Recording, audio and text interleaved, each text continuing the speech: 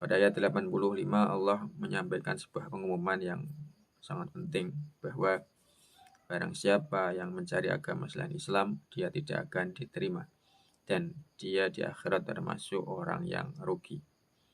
Ibarat seseorang yang pergi ke Amerika lalu dia membawa rupiah yang sangat banyak. Bisakah digunakan? Tentu saja tidak bisa. Ia harus menukar dulu uangnya dengan dolar. Begitu pula di akhirat. Allah Subhanahu wa taala berfirman bahwa siapa saja yang mencari agama selain Islam, amalnya tidak akan diterima. Artinya satu-satunya tiket atau mata uang yang sah di hadapan Allah adalah Islam. ومن يبتغ غير الإسلام دينا فلن يقبل منه وهو في الآخرة من الخاسرين كيف يهدي الله قوما كفروا بعد إيمانهم وشهدوا أن الرسول حق وجاءهم البينات والله لا يهدي القوم الظالمين أولئك جزاؤهم أن عليهم لعنة الله والملائكة والناس أجمعين خالدين فيها لا يخفف عنهم العذاب ولا هم ينظرون إلا الذين تابوا من بعد ذلك وأصلحوا فإن الله غفور رحيم.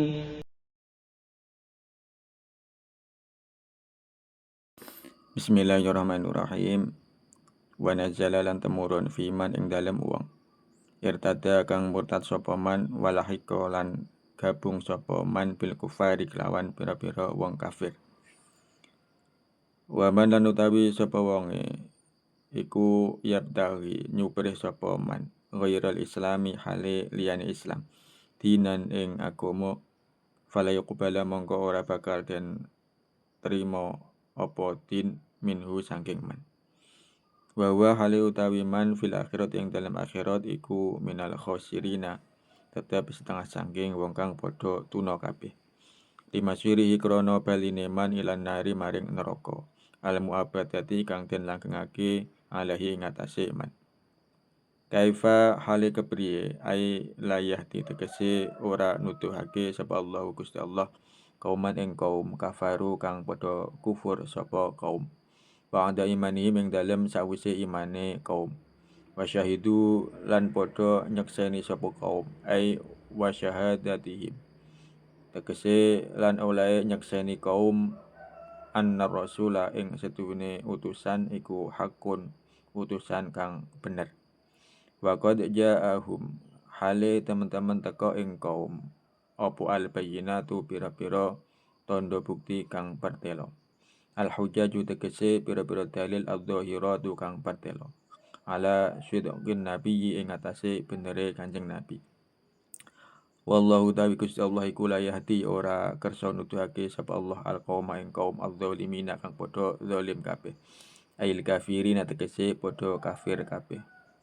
Ulaika utawi mengkono-mengkono kaum iku jazaa'uhum utawi pembalasan ulaik iku anna alaihim tetep ing atase kaum laknatullahi ana laknati Allah wal malaikati lan malaikat wan nasi lan manungsa ajma'ina sekabehane nas khalidina hale langgeng kabeh fiha ing dalem laknat ayil laknati tegese laknat awin nari utawa neraka al madluli kang den dalili biha kelawan laknat apa alaiha nar la yukhafafu ora den entengake anhum saking ulaik apa al'adzabu siksa walahum lan ora ana utawi ulaik iku yung duruna den serantekake sapa ulaik yum haluna tegese den serantekake sapa ulaik ilal ladina angin wong akeh tabu kang padha tobat sapa ladina mimpa dzalika ing dalam sause mengkon-mengkono kufur wa aslahu lan padha bagusi sapa ladina amalahum ing amali alladina fa innallaha mangko stune Gusti Allah iku ghafurun zat kang ngapura lahum maring alladzina rahimun tur zat kang asih bihim kelawan alladzina. Wallahu a'lam bishawab.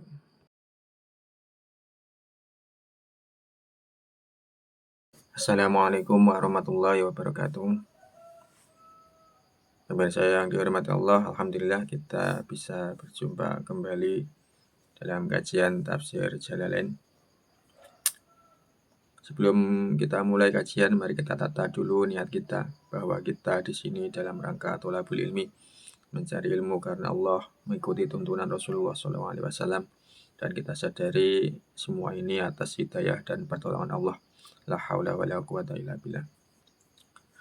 Pemirsa yang dihormati Allah, kali ini kita akan membahas surat Ali Imran ayat ke-85 sampai 89. Ayat ini berkaitan dengan ayat sebelumnya, yakni ayat 84, di mana pada ayat 84 Allah Subhanahu wa taala memerintahkan kita untuk berikrar bahwa kita beriman kepada Allah, Rasul, dan kitab-kitabnya.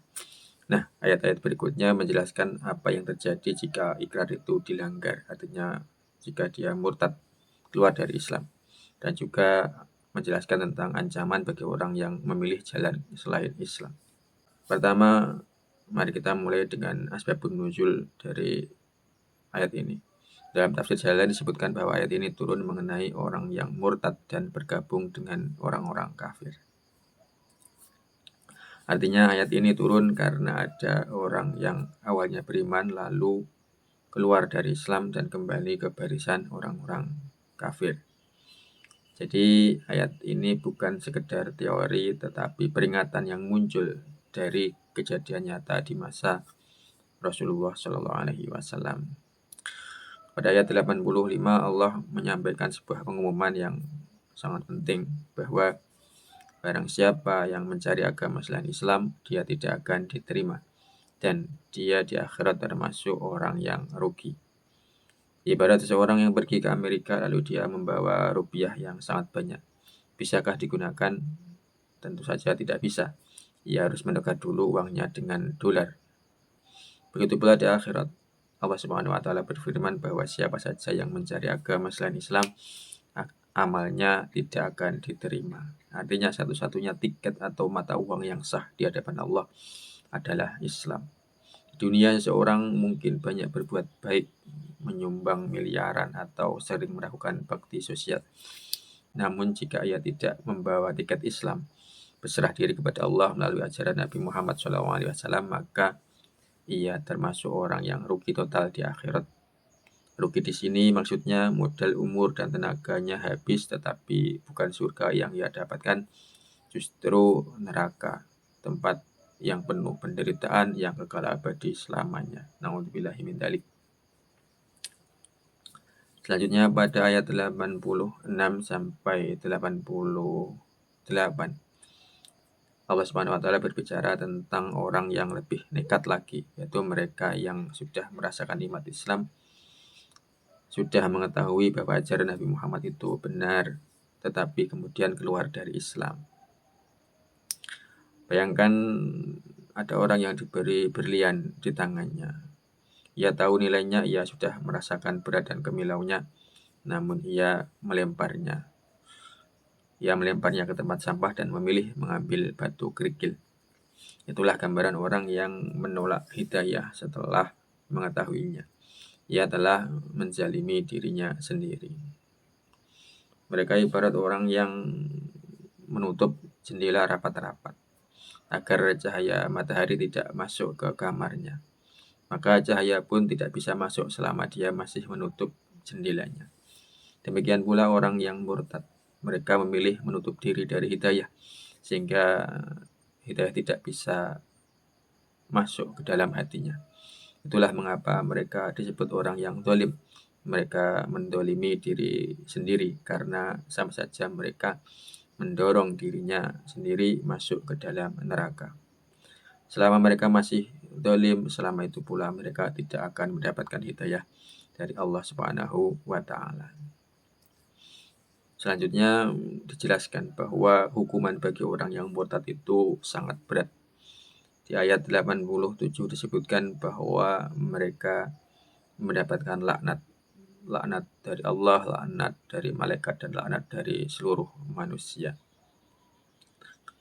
Jika bos di kantor marah, kita masih bisa mengundurkan diri. Tetapi jika Allah yang melaknat, mengusir dari kasih sayangnya, kemana lagi seseorang bisa lari? Di neraka, azab mereka itu tidak akan pernah diringankan. Mereka akan terus-menerus mendapatkan siksa yang berat tanpa pernah ada keringanan sedikit pun.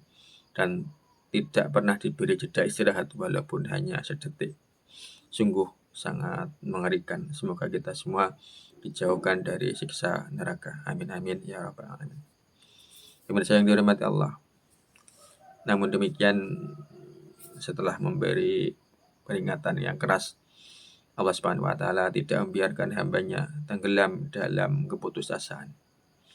Di ayat 89 Allah Subhanahu wa taala membuka jalan taubat dengan firman-Nya, kecuali orang-orang yang bertaubat dan memperbaiki diri. Betapa luasnya rahmat Allah, bahkan dosa sebesar murtad sekalipun yang merupakan bentuk pengkhianatan terhadap iman masih bisa diampuni jika seseorang tersebut mau kembali kepada Allah Subhanahu wa taala. Namun ada dua syarat penting di sini. Pertama, bertaubat, yaitu betul-betul menyesal kembali masuk Islam. Kemudian yang kedua, memperbaiki diri, bukan hanya berkata saya tobat, tetapi membuktikan dengan tindakan. Jika dulu ia menjelek-jelekan Islam, kini ia membelanya. Jika dulu ia meninggalkan sholat, kini ia mengkodok dan memperbaiki kualitas sholatnya. Jika dua syarat ini terpenuhi, Allah Subhanahu wa taala menegaskan fa innallaha ghafurur rahim. Allah akan mengampuni kembali dan akan kembali menyayanginya seolah-olah ia tidak pernah memiliki dosa besar itu. Pemirsa, dari ayat yang telah kita bahas, kita bisa mengambil pelajaran. Pertama, kita harus memegang erat Islam. Jangan pernah tergiur menukar iman dengan apapun, baik itu jabatan, harta, atau apapun, karena hanya Islam yang berlaku di akhirat nanti. Kedua, jangan putus asa jika saudara kita atau bahkan mungkin diri kita sendiri pernah jatuh sedalam-dalamnya. Ingatlah, Allah selalu menunggu kita untuk pulang. Tiga, taubat tidak cukup hanya dengan air mata sesaat, tapi harus dibuktikan dengan amal yang soleh yang terus-menerus berkelanjutan. Semoga Allah SWT menetapkan hati kita dalam iman dan Islam hingga akhir hayat kita. Amin amin ya rabbal alamin. Pemirsa, sekian tafsir jalan kali ini. Semoga memberikan manfaat yang sebesar-besarnya fid dini wa dunya wal akhirah. Amin amin ya rabbal alamin. Ya, wassalamualaikum warahmatullahi wabarakatuh.